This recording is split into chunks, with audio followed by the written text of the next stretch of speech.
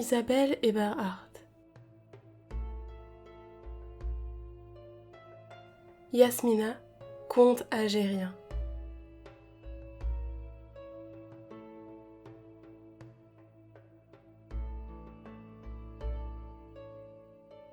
Elle avait été élevée dans un site funèbre, où, au sein de la désolation environnante, flottait l'âme mystérieuse des millénaires abolis. Son enfance s'était écoulée là, dans les ruines grises, parmi les décombres et la poussière d'un passé dont elle ignorait tout. De la grandeur morne de ces lieux, elle avait pris comme une surcharge de fatalisme et de rêves. Étrange, mélancolique entre toutes les filles de sa race, telle était Yasmina la bédouine. Les gourbis de son village s'élevaient auprès des ruines romaines de Timgad, au milieu d'une immense plaine pulvérulente, semée de pierres sans âge, anonymes, débris disséminés dans les champs de chardons épineux d'aspect méchant, seule végétation herbacée qui put résister à la chaleur torride des étés embrasés. Il y en avait là de toutes les tailles, de toutes les couleurs de ces chardons, d'énormes à grosses fleurs bleues, soyeuses parmi les épines longues et aiguës, de plus petits, étoilés d'or, et tout rampant enfin à petites fleurs roses pâles. Par-ci par-là, un maigre buisson de jujubier, ou un lentisque roussi par le soleil. Un arc de triomphe, debout encore, s'ouvrait en une courbe hardie sur l'horizon ardent. Des colonnes géantes, les unes couronnées de leurs chapiteaux, les autres brisées. Une légion de colonnes dressées vers le ciel, comme en une rageuse et inutile révolte contre l'inéluctable mort. Un amphithéâtre aux gradins récemment déblayés, un forum silencieux, des voies désertes, tout un squelette de grandes cités défuntes. Toute la gloire triomphante des Césars, vaincus par le temps, et résorbés par les entrailles jalouses de cette terre d'Afrique qui dévore, lentement mais sûrement, toutes les civilisations étrangères, ou hostiles à son âme. Dès l'aube, quand, au loin, le Djebel Aorès s'irisait de lueurs diaphanes, Yasmina sortait de son humble gourbi et s'en allait doucement, par la plaine, poussant devant elle son maigre troupeau de chèvres noires et de moutons grisâtres. D'ordinaire, elle le menait dans la gorge tourmentée et sauvage d'un oued, assez loin du douar. Là se réunissaient les petits pâtres de la tribu. Cependant, Yasmina se tenait à l'écart, ne se mêlant point au jeu des autres enfants. Elle passait toutes ses journées, dans le silence menaçant de la plaine, sans souci, sans pensée, poursuivant des rêveries vagues, indéfinissables, intraduisibles en aucune langue humaine. Parfois, pour se distraire, elle cueillait au fond de l'oued desséché quelques fleurettes bizarres, épargnées du soleil, et chantait des mélopées arabes. Le père de Yasmina, El-Hadj Salem, était déjà vieux et cassé. Sa mère, Habiba, n'était plus, à 35 ans, qu'une vieille momie sans âge, adonnée aux durs travaux du gourbi et du petit champ d'orge. Yasmina avait 2 frères aînés, engagés tous deux au Spahi. On les avait envoyés tous deux très loin, dans le désert. Sa sœur aînée, Fatma, était mariée et habitait le douar principal des Ouled Meriem. Il n'y avait plus au gourbi que les jeunes enfants et Yasmina, l'aînée, qui avait environ 14 ans. Ainsi, d'aurore radieuse en crépuscule mélancolique, la petite Yasmina avait vu s'écouler encore un printemps, très semblable aux autres, qui se confondaient dans sa mémoire. Or, un soir, au commencement de l'été, Yasmina rentrait avec ses bêtes, remontant vers Timgad illuminé des derniers rayons du soleil à son déclin. La plaine resplendissait, elle aussi, en une pulvérulence rose d'une infinie délicatesse de teinte. Et Yasmina s'en revenait en chantant une complainte saharienne, apprise de son frère Slimane, qui était venu en congé 1 an auparavant, et qu'elle aimait beaucoup. Jeune fille de Constantine, qu'es-tu venue faire ici, toi qui n'es point de mon pays, toi qui n'es point faite pour vivre dans la dune aveuglante. Jeune fille de Constantine, tu es venue et tu as pris mon cœur, tu l'emporteras dans ton pays. Tu as juré de revenir par le nom très haut, mais quand tu reviendras au pays des palmes, quand tu reviendras à Eloued, tu ne me retrouveras plus dans la demeure des fleurs. Cherche-moi dans la demeure de l'éternité.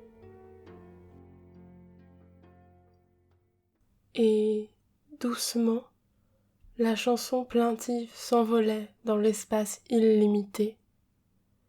Et doucement, le prestigieux soleil s'éteignait dans la plaine. Elle était bien calme, la petite âme solitaire et naïve de Yasmina, calme et douce, comme ces petits lacs purs que les pluies laissent au printemps pour un instant dans les éphémères prairies africaines, et où rien ne se reflète, sauf l'azur infini du ciel sans nuages.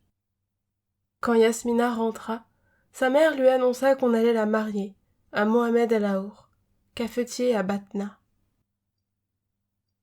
D'abord Yasmina pleura, parce que Mohamed était borgne et très laid, parce que c'était si subite et si imprévu, ce mariage. Puis elle se calma et sourit, car c'était écrit. Les jours se passèrent. Yasmina n'allait plus au pâturage. Elle cousait de ses petites mains maladroites son humble trousseau de fiancée nomade. Personne, parmi les femmes du douar, ne songea à lui demander si elle était contente de ce mariage. On la donnait à El Aour, comme on lui donnait à tout autre musulman. C'était dans l'ordre des choses, et il n'y avait là aucune raison d'être contente outre mesure, ni non plus de se désoler. Yasmina savait même que son sort serait un peu meilleur que celui des autres femmes de sa tribu, puisqu'elle habiterait la ville, et qu'elle n'aurait, comme les mauresques, que son ménage à soigner et ses enfants à élever. Seuls les enfants la taquinaient parfois, lui criant « Marté El Aour », la femme du borgne. Aussi évitait-elle d'aller, à la tombée de la nuit, chercher de l'eau à l'oued avec les autres femmes. Il y avait bien une fontaine dans la cour du Bornch des Fouilles, mais le gardien Roumi, employé des beaux-arts, ne permettait point aux gens de la tribu de puiser l'eau pure et fraîche dans cette fontaine.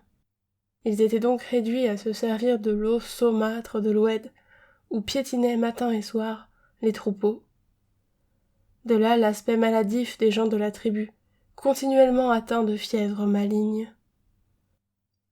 Un jour, El Aour vint annoncer au père de Yasmina qu'il ne pourrait, avant l'automne, faire les frais de la noce et payer la dot de la jeune fille. Yasmina avait achevé son trousseau, et son petit frère, Ahmed, qui l'avait remplacé au pâturage étant tombé malade, elle reprit ses fonctions de bergère et ses longues courses à travers la plaine. Elle y poursuivait ses rêves imprécis de vierge primitive, que l'approche du mariage n'avait en rien modifié. Elle n'espérait, ni même ne désirait rien. Elle était inconsciente, donc heureuse. Il y avait alors à Batna un jeune lieutenant, détaché au bureau arabe, nouvellement débarqué de France. Il avait demandé à venir en Algérie, car la vie de caserne qu'il avait menée pendant 2 ans, au sortir de Saint-Cyr, l'avait profondément dégoûté. Il avait l'âme aventureuse et rêveuse. À Batna, il était vite devenu chasseur, par besoin de longues courses à travers cette âpre campagne algérienne, qui, dès le début, l'avait charmé singulièrement.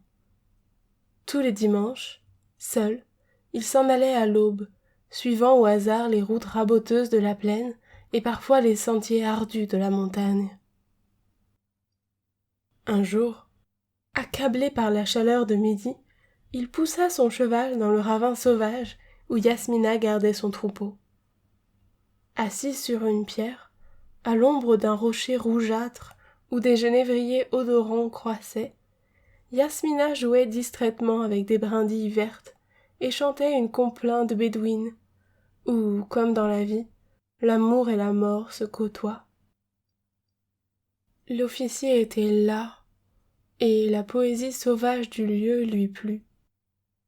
Quand il eut trouvé la ligne d'ombre pour abriter son cheval, il s'avança vers Yasmina, et, ne sachant pas un mot d'arabe, lui dit en français « Y a-t-il de l'eau par ici ?»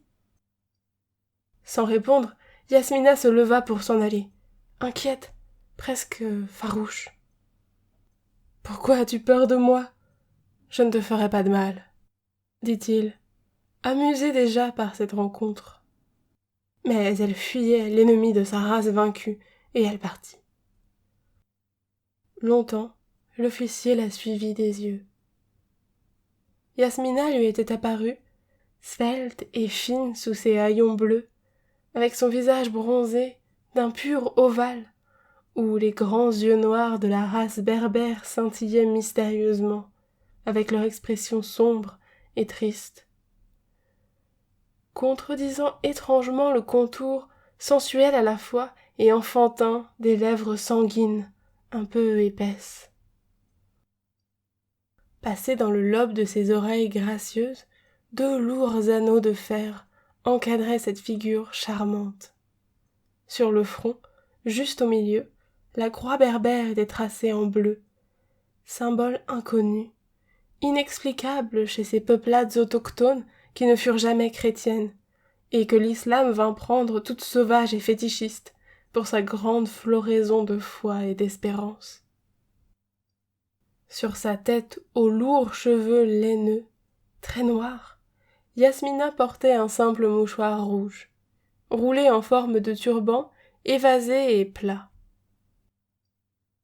Tout en elle était empreint d'un charme presque mystique, dont le lieutenant Jacques ne savait s'expliquer la nature. Il resta longtemps là, assis sur la pierre que Yasmina avait quittée. Il songeait à la bédouine et à sa race tout entière. Cette Afrique où il était venu volontairement lui apparaissait encore comme un monde presque chimérique, inconnu profondément.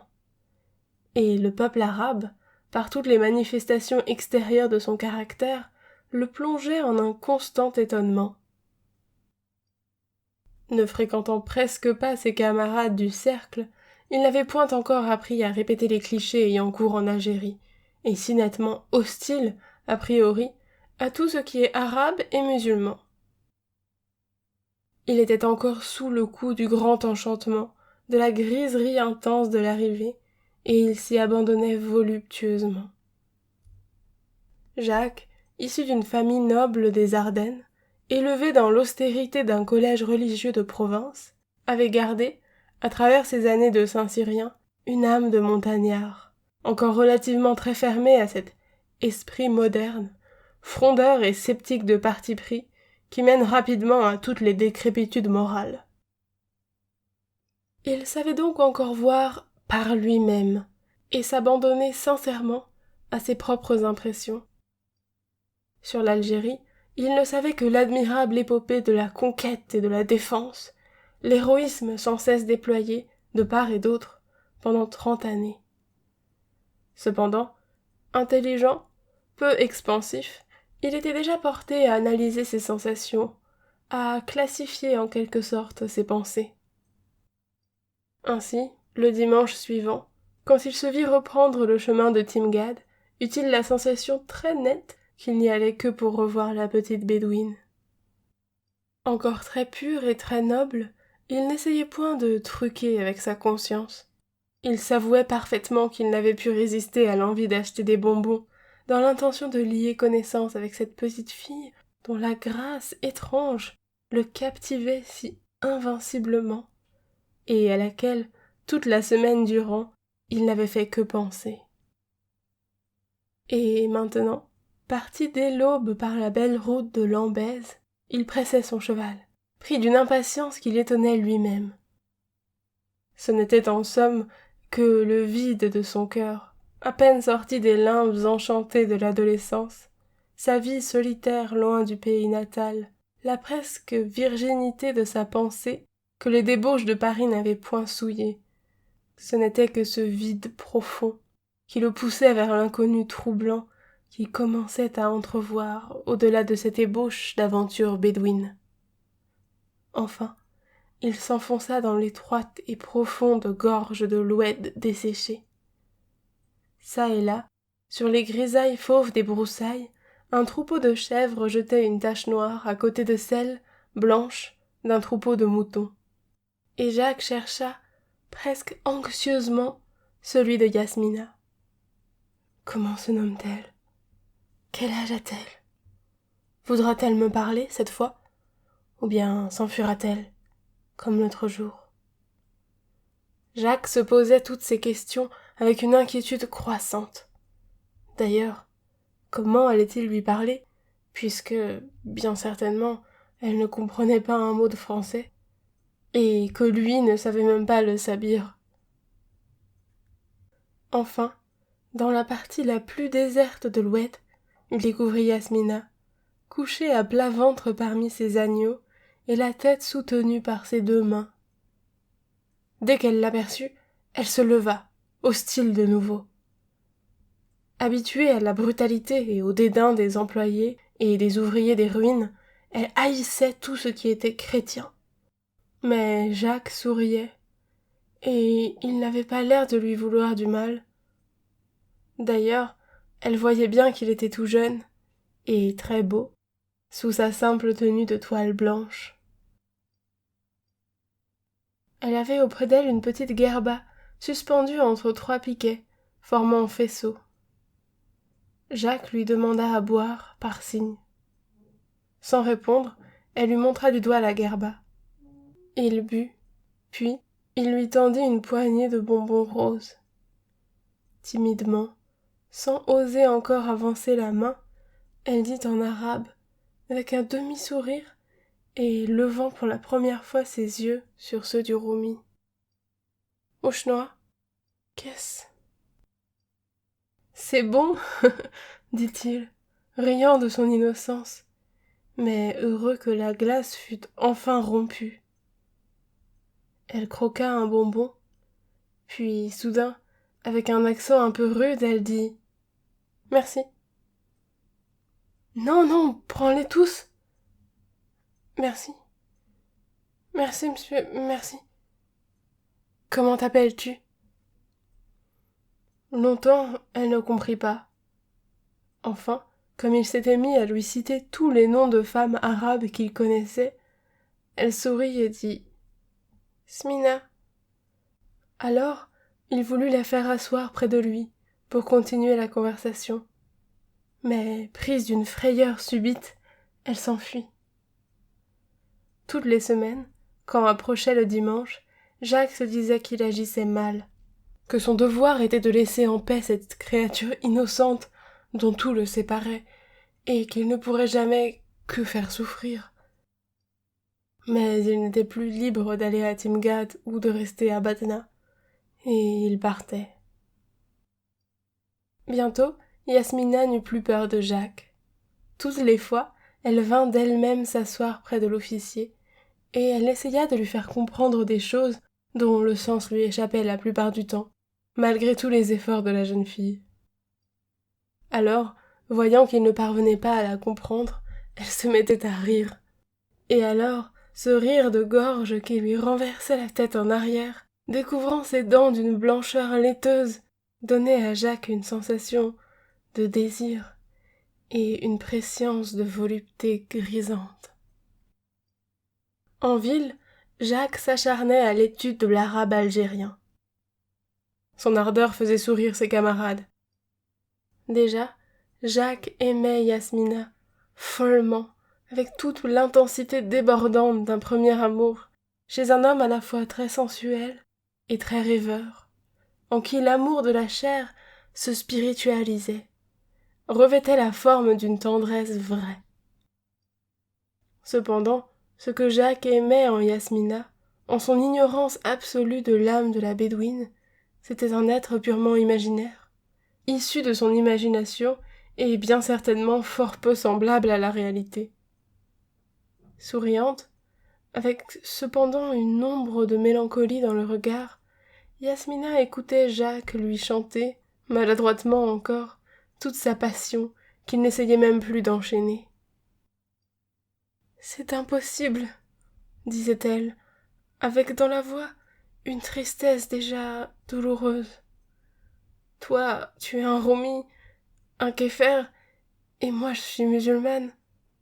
Tu sais, c'est haram, chez nous, qu'une musulmane prenne un chrétien ou un juif. Et pourtant, tu es beau, tu es bon, je t'aime. » Un jour, très naïvement, elle lui prit le bras et avec un long regard tendre. « Fais-toi musulman. C'est bien facile. Lève ta main droite, comme ça, et dis avec moi. La ilaha illallah, Mohammedur Rasulallah. Il n'est point d'autre divinité que Dieu, et Mohammed est l'envoyé de Dieu. » Lentement, par simple jeu, pour lui faire plaisir, il répéta les paroles chantantes et solennelles qui, prononcées sincèrement, suffisent à lier irrévocablement à l'islam. Mais Yasmina ne savait point que l'on peut dire de telles choses sans y croire, et elle pensait que l'énonciation seule de la profession de foi musulmane par son roumi en ferait un croyant. Et Jacques, ignorant des idées frustes et primitives que se fait de l'islam le peuple illettré, ne se rendait point compte de la portée de ce qu'il venait de faire. Ce jour-là, au moment de la séparation, spontanément, avec un sourire heureux, Yasmina lui donna un baiser. Le premier. Ce fut pour Jacques une ivresse sans nom, infinie. Désormais, dès qu'il était libre, dès qu'il disposait de quelques heures, il partait au galop pour Timgad. Pour Yasmina, Jacques n'était plus un roumi, un kéfer. Il avait attesté l'unité absolue de Dieu et la mission de son prophète. Et un jour, simplement, avec toute la passion fougueuse de sa race, elle se donna.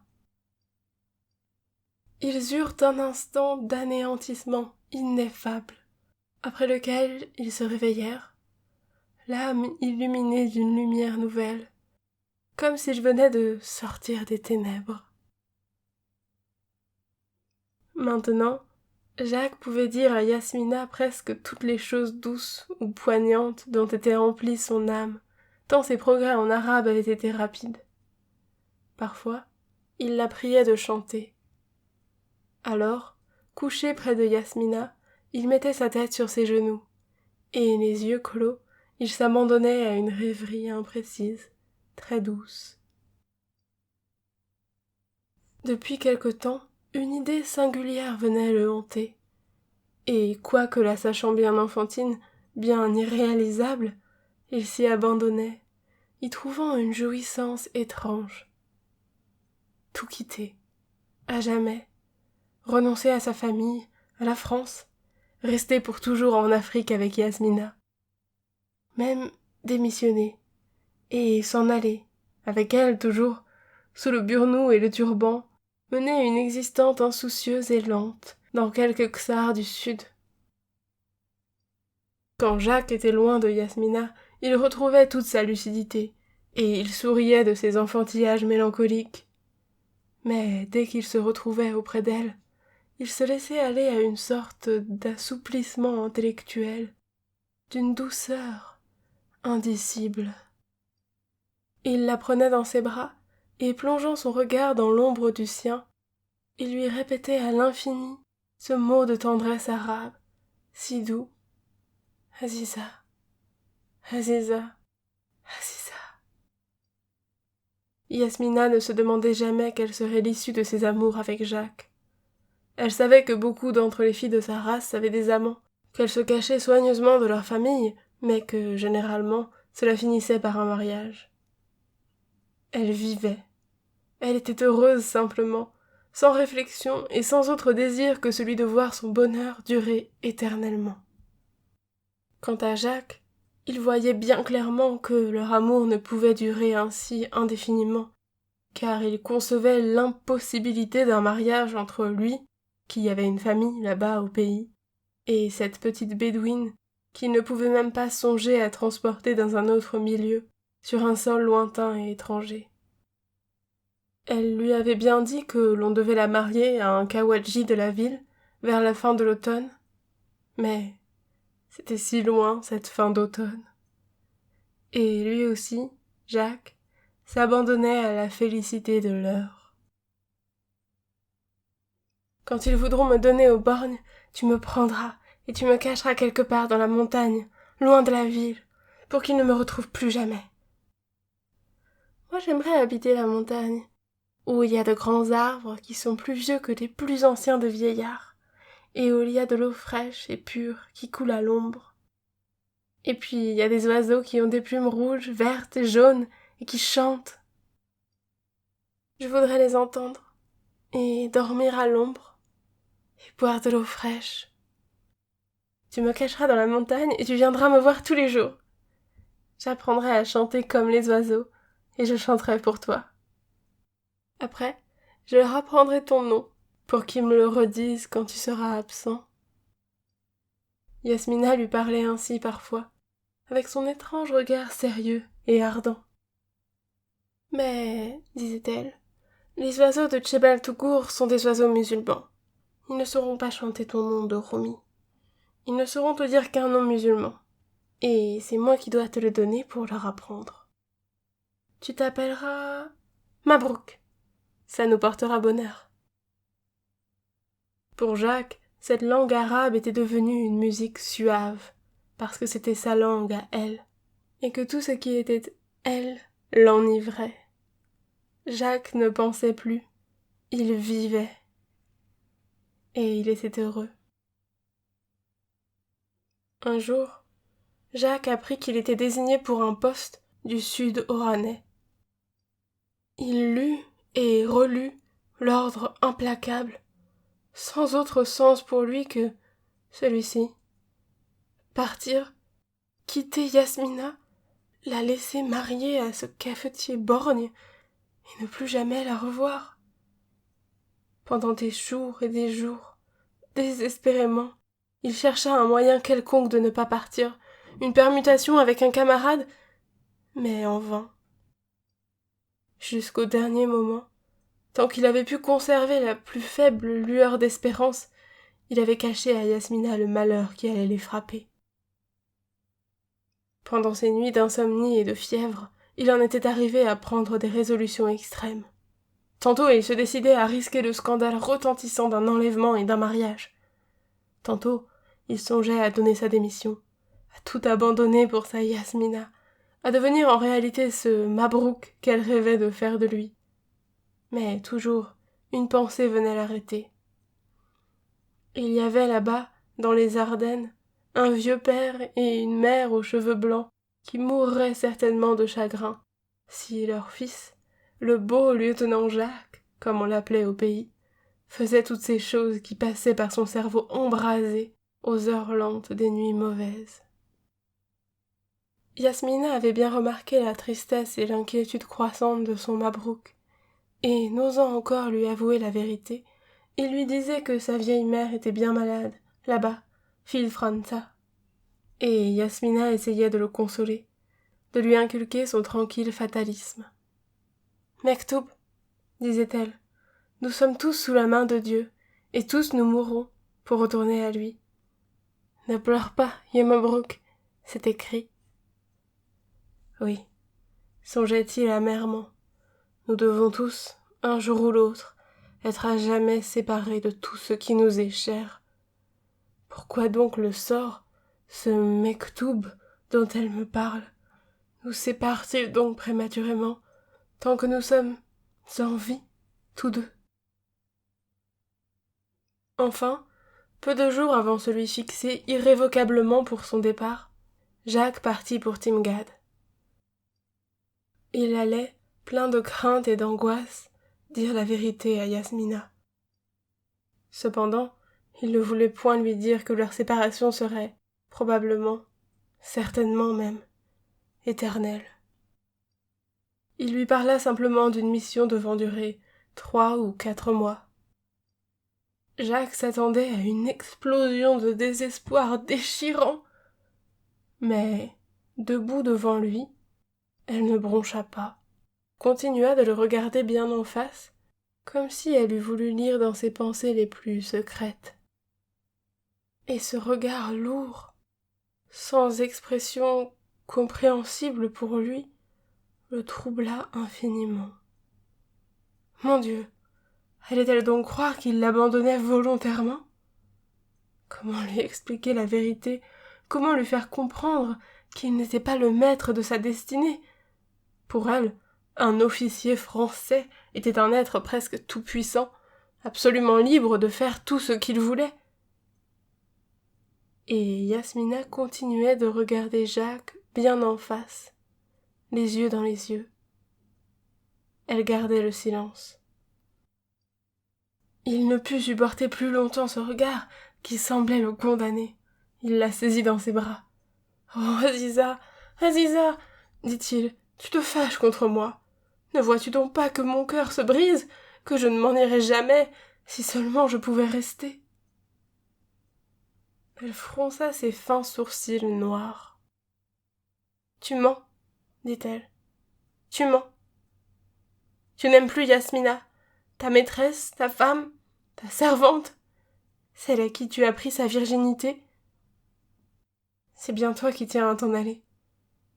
Et tu mens encore quand tu dis que tu reviendras bientôt. Non, tu ne reviendras jamais. Jamais. Jamais. » Et ce mot, obstinément répété sur un ton presque solennel, sembla à Jacques le glas funèbre de sa jeunesse. Il y avait, dans le son même de ce mot, quelque chose de définitif, d'inexorable et de fatal. Oui, tu t'en vas. Tu vas te marier avec une Roumia, là-bas en France. Et une flamme sombre s'alluma dans les grands yeux roux de la nomade. Elle s'était dégagée presque brusquement de l'étreinte de Jacques, et elle cracha à terre, avec dédain, en un mouvement d'indignation sauvage. « Chien, fils de chien, tous les Roumis !»« Oh, Yasmina, comme tu es injuste envers moi, je te jure que j'ai supplié tous mes camarades, l'un après l'autre, de partir au lieu de moi, et ils n'ont pas voulu. » « Ah, tu vois bien toi-même que, quand un officier ne veut pas partir, il ne part pas. » Mais mes camarades, c'est moi qui les ai priés de partir à ma place, et ils ne dépendent pas de moi. Tandis que moi, je dépends du général, du ministre de la guerre. Mais Yasmina, incrédule, demeurait hostile et fermée. Et Jacques regrettait que l'explosion du désespoir qu'il avait tant redouté en route n'eût pas eu lieu. Ils restèrent longtemps ainsi, silencieux, séparés déjà par tout un abîme, par toutes ces choses européennes qui dominaient tyranniquement sa vie à lui, et qu'elle, Yasmina, ne comprendrait jamais. Enfin, le cœur débordant d'amertume, Jacques pleura, la tête abandonnée sur les genoux de Yasmina. Quand elle le vit sangloter si désespérément, elle comprit qu'il était sincère. Elle serra la chère tête aimée contre sa poitrine, pleurant elle aussi. Enfin.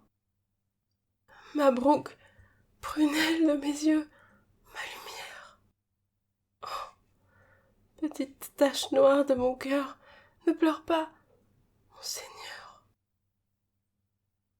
Ne t'en va pas, Yassidi. Si tu veux partir, je me coucherai en travers de ton chemin et je mourrai. Et alors, tu devras passer sur le cadavre de ta Yasmina. Ou bien, si tu dois absolument partir, emmène-moi avec toi. Je serai ton esclave. Je soignerai ta maison et ton cheval. Si tu es malade, je te donnerai le sang de mes veines pour te guérir. Je mourrai pour toi. Mabrouk, c'est dit, emmène-moi avec toi. Et comme il gardait le silence, brisé devant l'impossibilité de ce qu'elle demandait, elle reprit. Alors, viens, mets des vêtements arabes. Sauvons-nous ensemble dans la montagne, ou bien plus loin, dans le désert, au pays des Chamba et des Touaregs. Tu deviendras tout à fait musulman, et tu oublieras la France. Je ne puis pas. Ne me demande pas l'impossible. J'ai de vieux parents là-bas en France, et ils mourront de chagrin. Dieu seul sait combien je voudrais pouvoir te garder près de moi, toujours. Il sentait les lèvres chaudes de Yasmina lui caresser doucement les mains, dans le débordement de leurs larmes mêlées. Ce contact réveilla en lui d'autres pensées, et ils eurent encore un instant de joie si profonde, si absolue, qu'ils n'en avaient jamais connu de semblable, même au jour de leur tranquille bonheur. Oh, comment nous quitter? Bégayait Yasmina, dont les larmes continuaient à couler. 2 fois encore, Jacques revint, et ils retrouvèrent cette indicible extase qui semblait devoir les lier l'un à l'autre, indissolublement et à jamais. Mais enfin, l'heure solennelle des adieux sonna.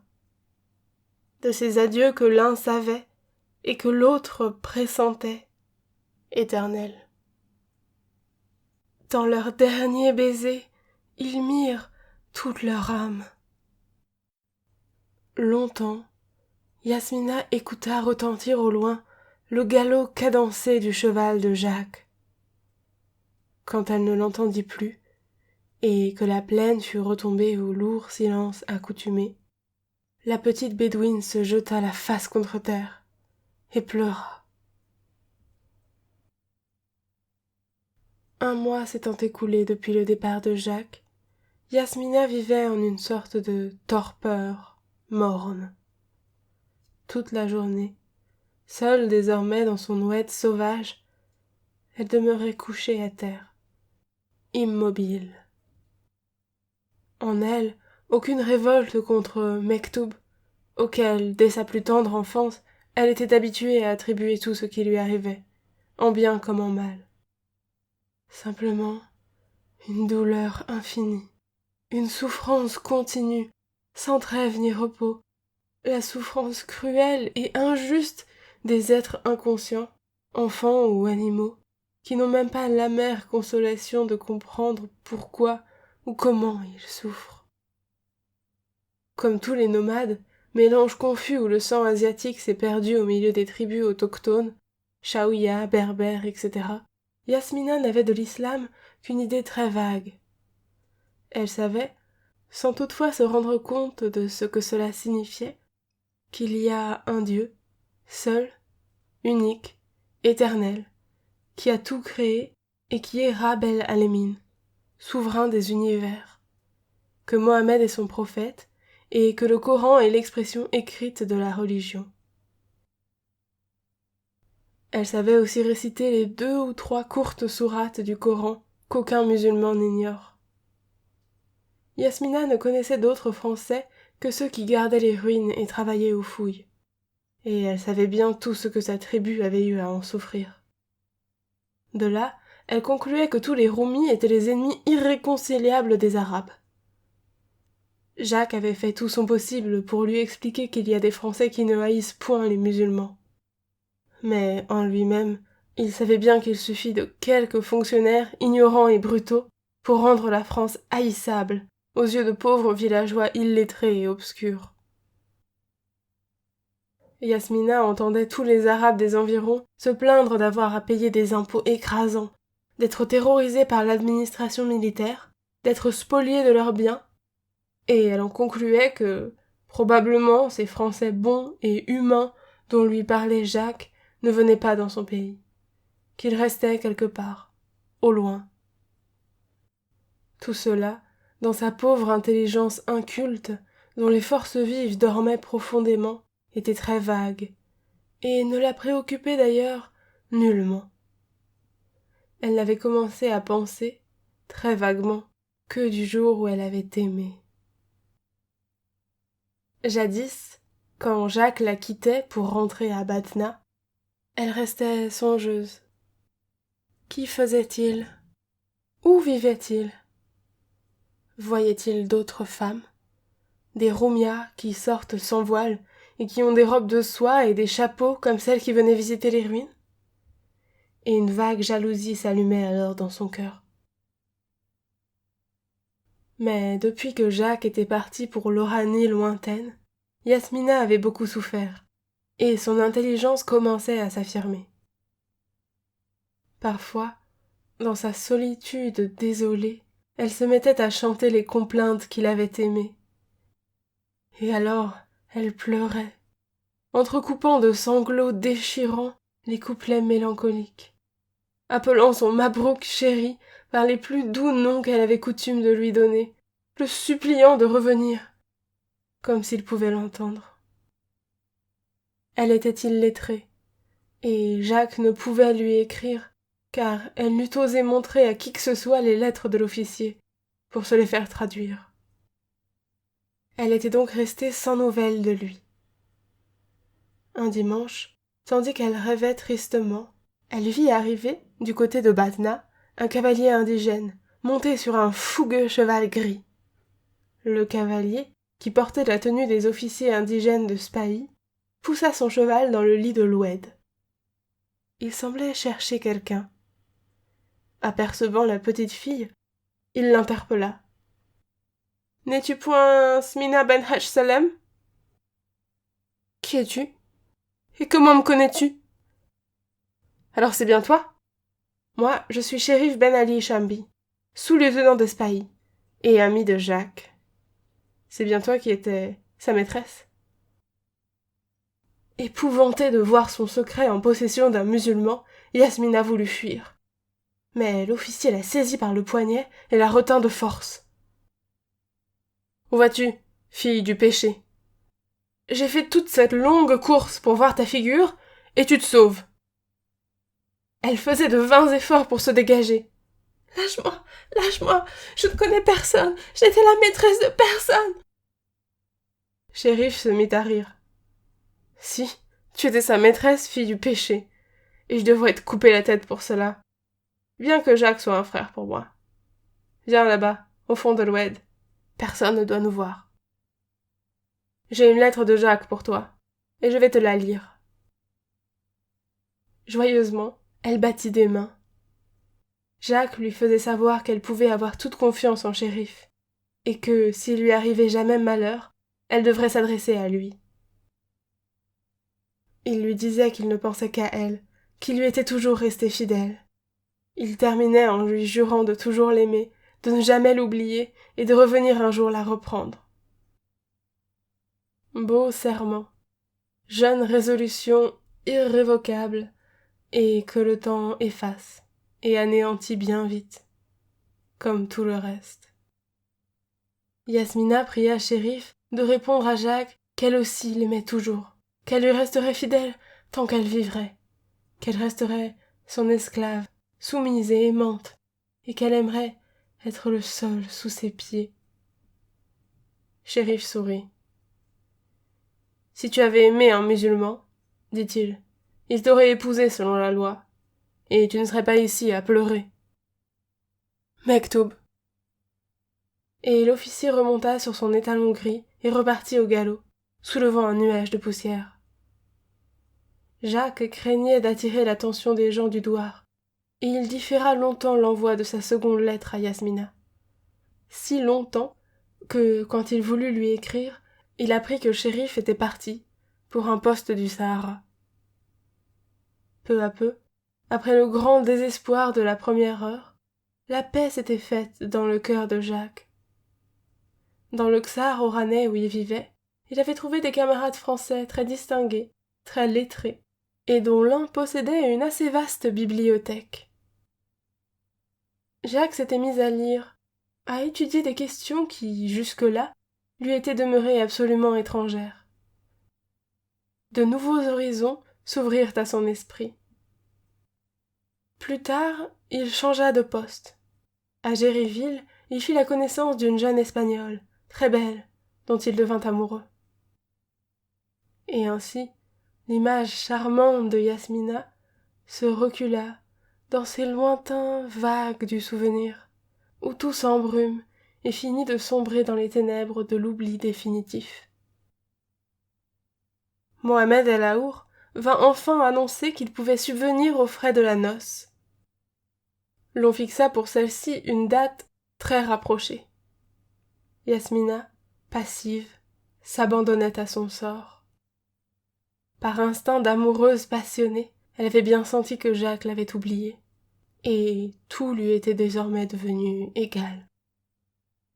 Cependant, une angoisse étreignait son cœur à la pensée de ce mariage, car elle connaissait trop bien les mœurs de son peuple pour ne pas prévoir la colère de son mari quand il s'apercevrait qu'elle n'était plus intacte. Elle était déjà certaine de devenir la femme du Khawaji borgne quand, brusquement, survint une querelle d'intérêt entre Hadj Salem et El Aour. Peu de jours après, Yasmina apprit qu'on allait la donner à un homme qu'elle n'avait entrevu qu'une fois, un spahi, Abdelkader bin Smaïl, tout jeune et très beau, qui passait pour un audacieux, un indomptable, mal noté au service pour sa conduite, mais estimé de ses chefs pour son courage et son intelligence. Il prit Yasmina par amour, l'ayant trouvée très belle, dans l'épanouissement de ses 15 ans. Il avait offert à Hadj Salem une rançon supérieure à celle que promettait El Aour. D'ailleurs, cela flattait l'amour-propre du vieillard, de donner sa fille à ce garçon, issu d'une bonne famille de Guelma, quoique brouillé avec ses parents, à la suite de son engagement. Les fêtes de la noce durèrent 3 jours, au douar d'abord, ensuite en ville. Au douar, on avait tiré quelques coups de fusil, fait partir beaucoup de pétards, fait courir les faméliques chevaux avec de grands cris qui enivraient hommes et bêtes. À la ville, les femmes avaient dansé au son des benadirs et de la raïta bédouine. Yasmina, vêtue de plusieurs chemises en mousseline blanche à longues et larges manches pagode, d'un cafetan de velours bleu galonné d'or, d'une gandoura de soie rose, coiffée d'une petite chéchia pointue cerise et verte, parée de bijoux d'or et d'argent, trônait sur l'unique chaise de la pièce, au milieu des femmes, tandis que les hommes s'amusaient dans la rue et sur les bancs du café mort d'en face. Par les femmes, Yasmina avait appris le départ de Chérif Chambi, et la dernière lueur d'espoir qu'elle avait encore conservée s'éteignit. Elle ne saurait donc plus jamais rien de son Jacques. Le soir, quand elle fut seule avec Abdelkader, Yasmina n'osa point lever les yeux sur ceux de son mari. Tremblante, elle songeait à sa colère imminente et au scandale qui en résulterait s'il ne la tuait pas sur le coup. Elle aimait toujours son roumi, et la substitution du spahi à El Aour ne lui causait aucune joie. Au contraire, elle savait qu'El Aour passait pour très bon enfant, tandis qu'Abdelkader avait la réputation d'un homme violent et terrible. Quand il apprit ce que Yasmina ne put lui cacher, Abdelkader entra dans une colère d'autant plus terrible qu'il était très amoureux d'elle. Il commença par la battre cruellement. Ensuite, il exigea qu'elle lui livrât le nom de son amant. C'était un officier, un musulman, il y a longtemps, et il est parti. Épouvantée par les menaces de son mari, elle dit le nom du lieutenant Chambi. Puisqu'il n'y était plus, qu'importait. Elle n'avait pas voulu avouer la vérité, dire qu'elle avait été la maîtresse d'un roumi, ce qui eût encore aggravé sa faute aux yeux d'Abdelkader. mais la passion du spahi avait été plus forte que sa colère. Après tout, le lieutenant n'avait certainement pas parlé. Il était parti, et personne ne connaîtrait jamais ce secret. Abdelkader garda Yasmina, mais il devint la terreur du douar de Hadj Salem, où il allait souvent réclamer de l'argent à ses beaux-parents, qui le craignaient, regrettant déjà de n'avoir pas donné leur fille au tranquille Mohamed El Aour. Yasmina, toujours triste et silencieuse, passait toutes ses journées à coudre de grossières chemises de toile, que Douja, la vieille tante du spahi, portait à un marchand mzabi. Il y avait encore dans la maison la sœur d'Abdelkader, qui devait sous peu épouser l'un des camarades de son frère. Quand le spahi n'était pas ivre, il rapportait à sa femme des cadeaux, des chiffons pour sa toilette, voire même des bijoux, des fruits et des gâteaux. Toute sa solde y passait. Mais d'autres fois, Abdelkader rentrait ivre, et alors il battait sa femme, sans rime ni raison. Yasmina restait aussi indifférente aux caresses qu'aux coups, et gardait le silence. Seulement, elle étouffait entre les 4 murs blancs de la cour mauresque où elle était enfermée, et elle regrettait amèrement l'immensité libre de sa plaine natale, et les grandes ruines menaçantes, et son oued sauvage. Abdelkader voyait bien que sa femme ne l'aimait point, et cela l'exaspérait. Alors, il se mettait à la battre férocement. Mais dès qu'il voyait qu'elle pleurait, il la prenait dans ses bras, et la couvrait de baisers pour la consoler. Et Yasmina, obstinément, continuait à aimer son Roumi, son Mabrouk, et sa pensée s'envolait sans cesse vers ce sud oranais qu'elle ne connaissait point, et où elle le croyait encore. Elle se demandait avec angoisse si jamais son Mabrouk allait revenir, et dès que personne ne l'observait, elle se mettait à pleurer, longuement, silencieusement. Jacques avait oublié depuis longtemps le rêve d'amour qu'il avait fait, à l'aube de sa vie, dans la plaine désolée de Timgad, et qui n'avait duré qu'un été. À peine une année après son mariage, Abdelkader se fit condamner à 10 ans de travaux publics, pour voie de fait enfin un supérieur en dehors du service. Sa sœur avait suivi son mari dans le sud, et la vieille tante était morte. Yasmina resta seule, et sans ressources. Elle ne voulut point retourner dans sa tribu. Elle avait gardé cet étrange caractère, sombre et silencieux, qui était devenu le sien depuis le départ de Jacques. Elle ne voulait pas qu'on la remariât encore, puisqu'elle était veuve. Elle voulait être libre, pour attendre son Mabrouk. Chez elle aussi, le temps eût dû adoucir la souffrance du cœur. Mais elle n'avait rien trouvé en échange de son amour, et elle continuait à aimer l'absence que, depuis longtemps, elle n'osait plus espérer revoir. Quand les derniers sous que lui avait laissés Abdelkader furent épuisés, Yasmina fit un paquet de ses hardes et rendit la clé au propriétaire de la maison. À la tombée de la nuit, elle s'en alla vers le village noir, distant de Batna d'à peine 500 mètres, un terrain vague où se trouve la mosquée. Ce village est un amas confus de masures en bois ou en pisé, sales et délabrées, habité par un peuple de prostituées négresses, bédouines, mauresques, juives et maltaises, vivant là, entassés pêle-mêle avec toutes sortes d'individus plus ou moins suspects, souteneurs et repris de justice pour la plupart. Il y a là des cafés morts, où les femmes dansent et chantent jusqu'à 10 heures du soir, et où l'on fume le kiff toute la nuit, porte close. Tel est le lieu de divertissement des militaires de la garnison. Yasmina, depuis qu'elle était restée seule, avait fait la connaissance d'une mauresque qui vivait au village noir, en compagnie d'une négresse de l'Oued-Rir. Zora et Samra étaient employées dans un beuglant tenu par un certain Ali Franck, qui se disait musulman et tunisien, mais dont le nom semblait indiquer une autre origine. C'était d'ailleurs un repris de justice, surveillé par la police. Les deux chanteuses avaient souvent conseillé à Yasmina de venir partager leur chambre, faisant miroiter à ses yeux les soi-disant avantages de leur condition. Et quand elle se sentit définitivement seule et abandonnée, Yasmina se rendit chez ses deux amies, qui l'accueillirent avec joie.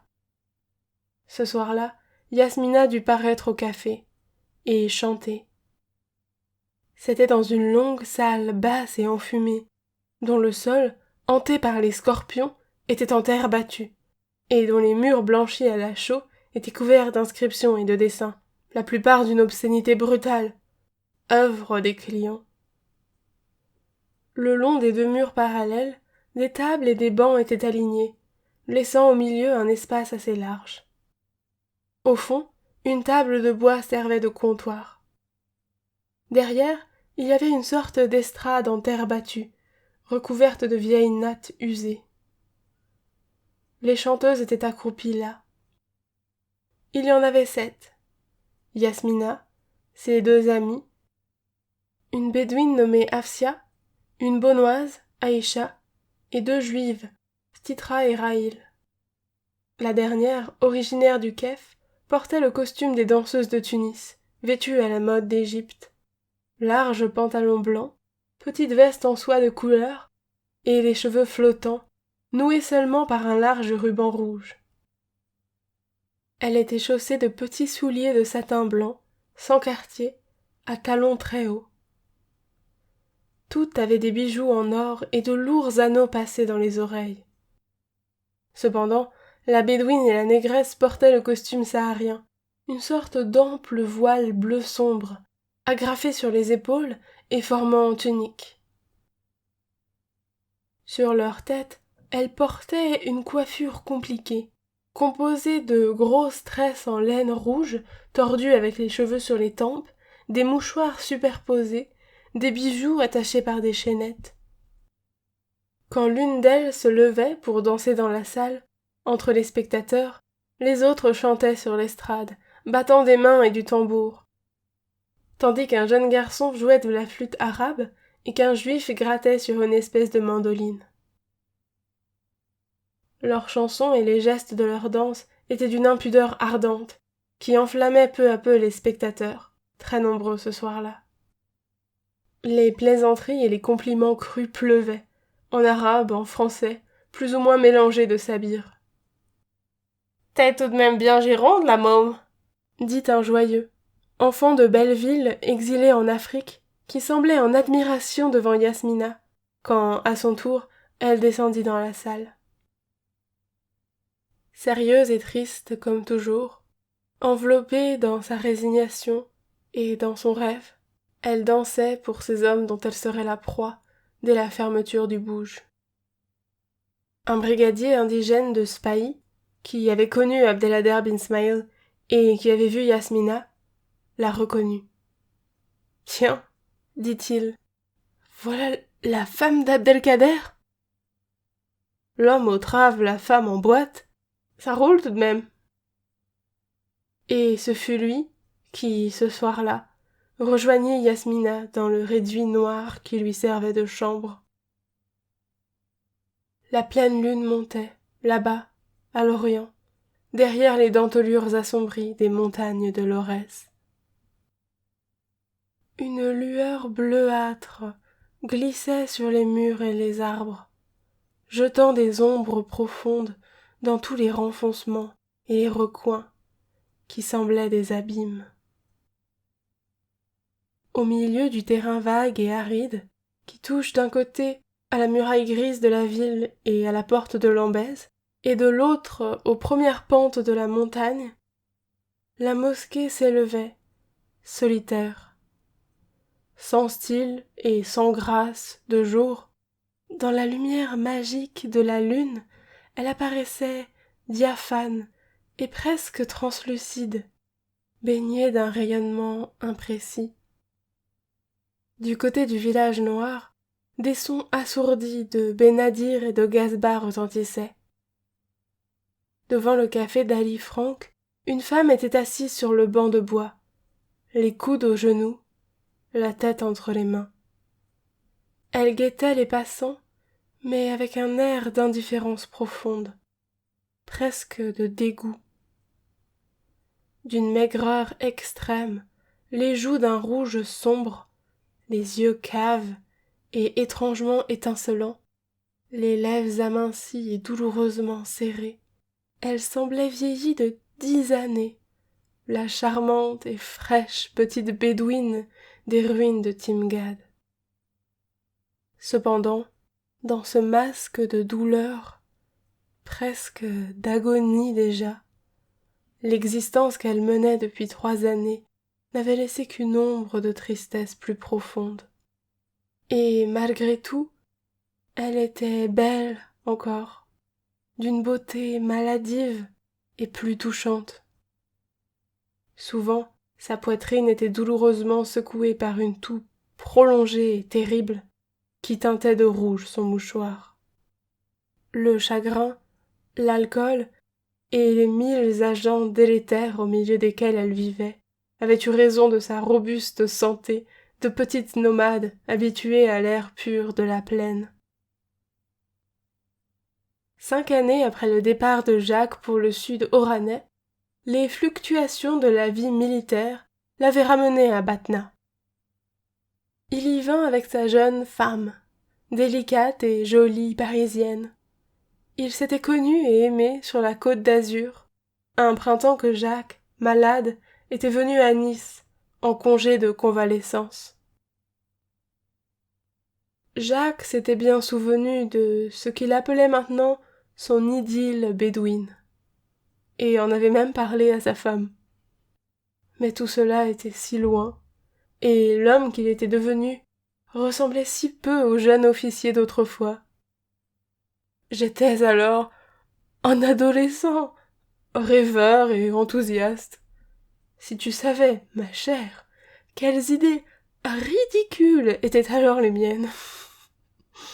Dire que j'ai failli tout abandonner pour cette petite sauvagesse.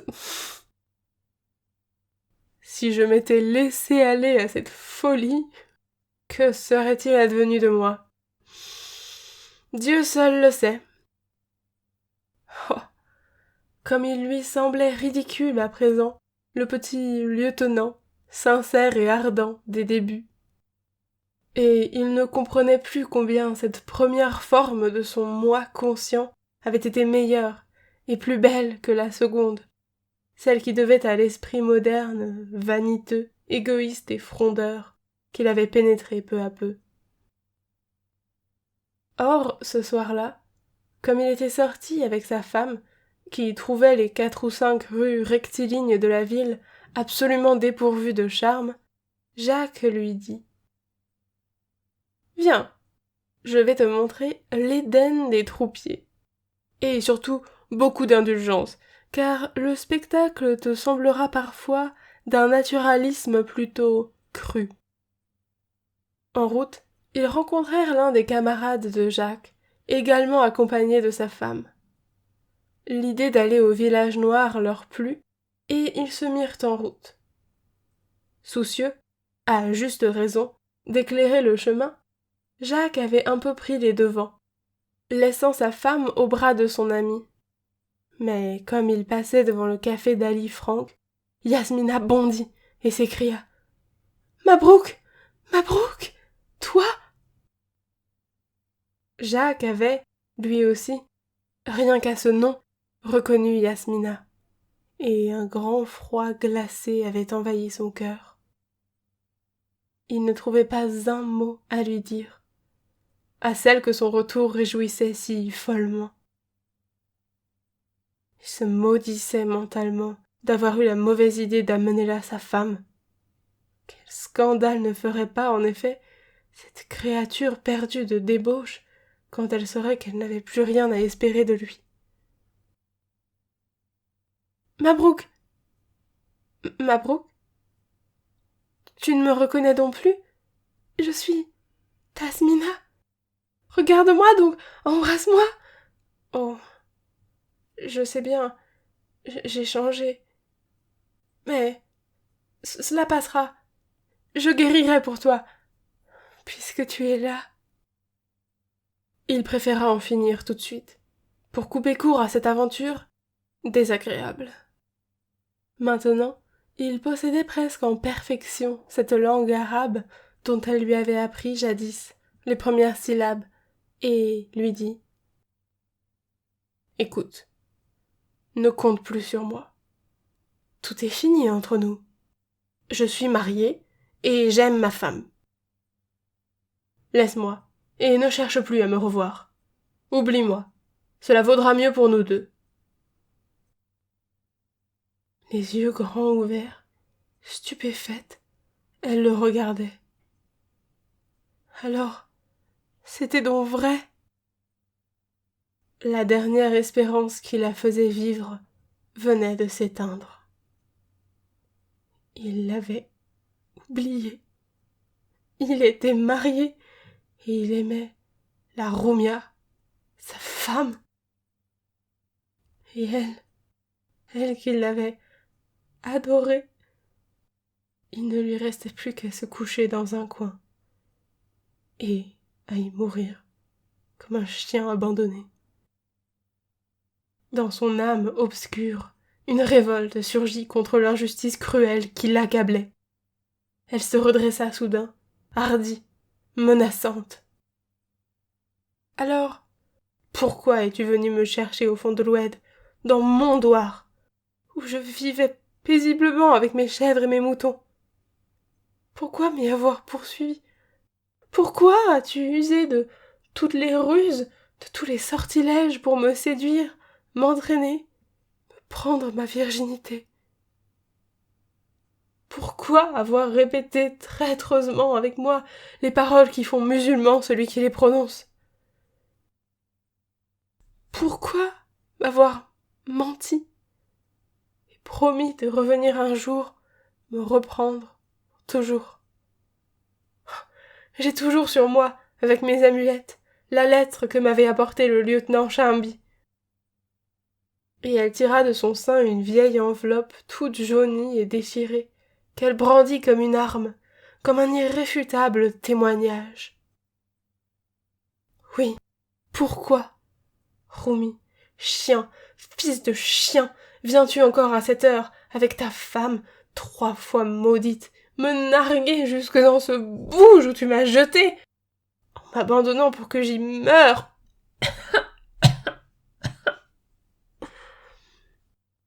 Des sanglots et une toux rauque et caverneuse l'interrompirent, et elle jeta à la figure de Jacques son mouchoir ensanglanté.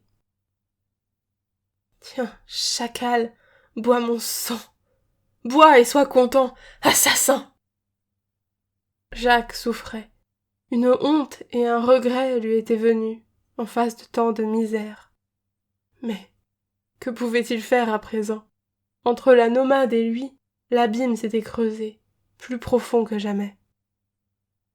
Pour le combler, et en même temps pour se débarrasser à jamais de la malheureuse créature, il crut qu'il suffisait d'un peu d'or. Il tendit sa bourse à Yasmina.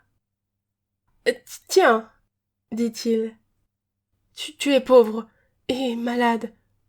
Il faut te soigner. Prends ce peu d'argent et adieu. » Il balbutiait, honteux tout à coup de ce qu'il venait d'oser faire. Yasmina, immobile, muette, le regarda pendant 1 minute, comme jadis, là-bas, dans l'oued desséché de Timgad, à l'heure déchirante des adieux. Puis, brusquement, elle le saisit au poignet, le tordant et dispersant dans la poussière les pièces jaunes. « Chien, lâche, qu'est faire ?» Et Jacques, courbant la tête, s'en alla pour rejoindre le groupe qui attendait non loin de là, masqué par des masures. Yasmina était alors retombée sur son banc, secouée par des sanglots convulsifs. Samra, la négresse, était accourue au bruit, et avait soigneusement recueilli les pièces d'or de l'officier. Samra enlaça de ses bras noirs le cou de son amie. « Chut, Smina, ma sœur, mon âme, ne pleure pas. Ils sont tous comme ça, les Romis, chiens et fils de chiens. Mais avec l'argent qu'il t'a donné, nous achèterons des robes, des bijoux et des remèdes pour ta poitrine. Seulement, il ne faut rien dire à Ali, qui nous prendrait l'argent. » Mais rien ne pouvait plus consoler Yasmina. Elle avait cessé de pleurer, et, sombre et muette, elle avait repris sa pose d'attente. Attente de qui? De quoi? Yasmina n'attendait plus que la mort, résignée déjà à son sort. C'était écrit, et il n'y avait point à se lamenter. Il fallait attendre la fin, tout simplement. Tout venait de s'écrouler en elle et autour d'elle, et rien n'avait plus le pouvoir de toucher son cœur, de le réjouir ou de l'attrister. Sa douleur était cependant infinie.